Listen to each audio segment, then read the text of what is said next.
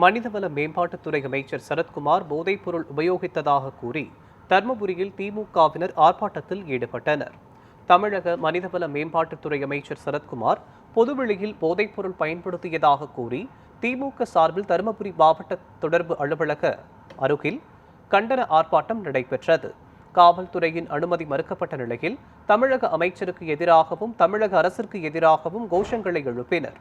நாடாளுமன்ற உறுப்பினரும் வழக்கறிஞருமான மணி மற்றும் திமுக மேற்கு மாவட்ட செயலாளர் பழனியப்பன் தலைமையில் ஆர்ப்பாட்டத்தில் ஈடுபட்டவர்கள் கைது செய்யப்பட்டனர்.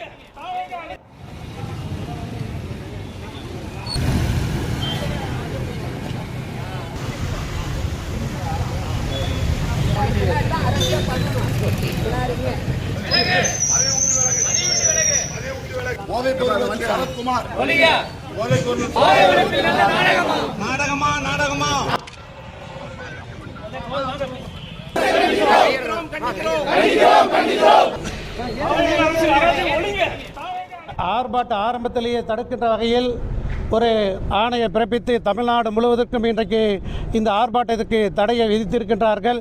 இது வன்மையாக கண்டிக்கத்தக்கது. எதிர்க்கட்சியினுடைய குரல் வலையை அறுக்குகின்ற வகையில் இந்த தமிழ்நாட்டில் ஆடுகின்ற 40 நாட்களை கலந்திருக்கின்ற இந்த தாவேக அரசுக்கு அராஜக ஆட்சியை நடத்துகின்ற இந்த ஆட்சியை வன்மையாக நாங்கள் கண்டிக்கின்றோம்.